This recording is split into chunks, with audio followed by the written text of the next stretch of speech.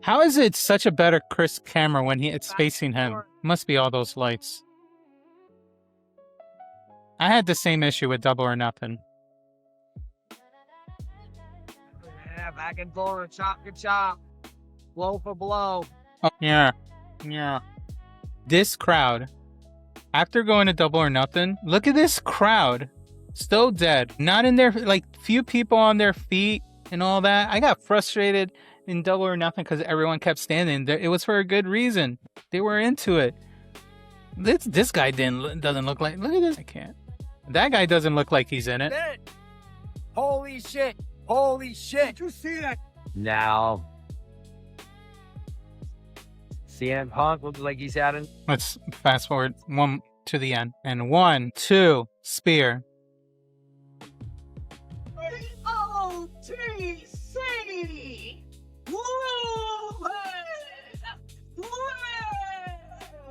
Romano Reigns.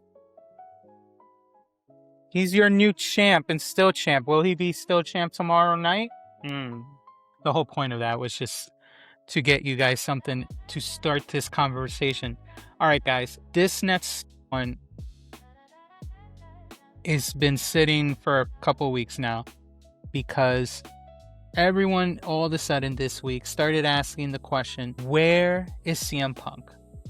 Where is CM Punk? Where is CM Punk? So let's get into it. Welcome to the Tea Drop, where the brew is strong and there's lots to talk about, because there's going to be a question that everybody in the WWE universe is asking, and nobody in Stamford, Connecticut is giving a real answer to, which is, where is CM Punk? Where is he? Where is CM Punk? I don't see him. Yo no sé. Where are you, my man? April 19, WrestleMania 42, Night 2, Allegiant Stadium in Las Vegas. 55,000 people in that building. Barely chanting though. Roman Reigns defeats CM Punk and becomes the new World Heavyweight Champion. He got a loss. That's fine. Punk lost, Roman won. That's wrestling for you guys. I know some people got upset, me included, but I moved on. Now, the very next night was the more important one because, as always, the night after is the Backlash, the night after Mania. And obviously, we want to know how people are going to react after WrestleMania. Are they going to be upset? Are they going to kick rocks? Are they not even going to show up? But Punk shows up. And what's interesting, he goes face to face with Cody Rhodes. Let's take a look. This isn't necessarily what I expected. Oh, wait. Did you think I was going to freak out? Oh, you thought I was going to crash out, dude. Punk, if you're asking me if I thought you were going to freak out, yeah. At least that's true. That's fair. No, I mean, you know who. Shout out to, who's this guy? Shout out to Vlog Warriors for logging in all these videos because it's helping dealing with copyright. But you're buttoned up. Again, this is not what I was expecting. I'm glad that Vegas gave you the flowers that they did. You certainly deserved them. Almost.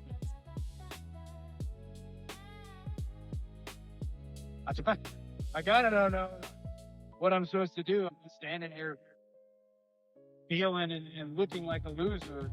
Yeah. Wait. Are you saying I should feel like a loser? Oh. Did you mean that? Hey, no, it's cool. Let's stop it. We're friends. You don't feel like a loser. Maybe, I don't know, maybe to some people I look like a loser. I have a tattoo of a marshmallow on a stick. It's weird and nuts. But you're not a loser. Look, forget why you feel like one. What you did Saturday night, you beat a first ballot Hall of Famer. Yep. Imagine. And here's also what you did. This is what made it hard. This is why you feel the way you do. You beat a friend. You beat somebody who was your mentor. And I fought somebody I hate. That's easy. That's easy to stuff him in his stupid face, his sweet pepper necklace or whatever. But you fought a friend. That's a real challenge. If you won, I lost. You're a winner. In a way, in a word, I am a loser. It's okay. The path is clear. You feel this way because heavy is the head that wears the crown. And I'm free as a bird right now. I gladly shouldered the responsibility of being world heavyweight champion last night. It just wasn't my night. It wasn't. The path for you, keep being champion. Keep winning. The path for me, I just got to stay ready. Because you never know when your championship opportunity is just going to fall out of the sky. Interesting. So he gives that speech. He gives us an intent that he potentially wants a shot at the undisputed championship. And something that made me pay attention when it came to this thing, and we're about 6 weeks from now, is that he, for the most part, it sounded like he would be gone for a bit, but it sounded like he wasn't gonna go anywhere. He's just gonna figure out a new path. He had a new path ahead of him. But that was 6 weeks ago. Since then, we haven't heard anything. No promo, no segment, no appearance, silence. But then, and this is what really kicked off most people on the internet, because people were fine until these articles started showing up on May 13th. On May 13th, people found out that WWE quietly started doing something. And I mean quietly. They started removing CM Punk from the Raw website banner. And why would you do that? Like, when in the hell would you erase their biggest talker from their own homepage? And that could be because of schedule change. And there is some proof on that. So let's go to the whole thing about the schedule. Now, to be fair, we can always have a few things happening at once, but Dave Meltzer, our good old boy Meltzer from the Wrestling Observer, did notice this and reported that on May 15th, 2 days after the banner removal from the website, he writes that Punk has also been removed from the European tours. And what do I mean by that? Hopefully, this is the Chicago one, but originally they had him on this poster for 8th of June in Paris. This was a Paris promotion. He was on it, and they also removed Stephanie Vaquer because she also has been away for a bit. He also been removed from several Raw dates in June, they're saying. And the reason given, they're saying schedule change. But honestly, maybe it's just that they don't have a story for him yet. So let's go with it, a story change. Now, let me tell you what this schedule change can actually mean. They said he was pulled from the May 28th through June 22nd, the full European summer tour they were planning. He was removed from SmackDown dates in Barcelona and multiple June Raws, including this one in Paris. But he is still listed on the July 6th of Monday Night Raw in Chicago, his hometown, obviously. So of course he's going to show up. It's still listed. He is also still listed for June 15 Raw, and he's still listed for June 22nd or maybe July 22nd. Regardless, he has a few episodes showing up before Night of Champions. And where's this article? Here we go. So here's where I'm gonna get to. You don't pull somebody from a middle of a tour and keep them from the biggest show on that tour unless the reason is creative, not on the calendar. Now, it couldn't be a scheduling conflict because there isn't anything we know, so there's a gap in that story when it comes to that. So They don't know what to do with him yet, probably. Honestly, maybe they need to figure that out. I thought it would be obvious that him and Cody would go against each other at SummerSlam. But eventually, there was another report that came up on May 23rd from False Finish.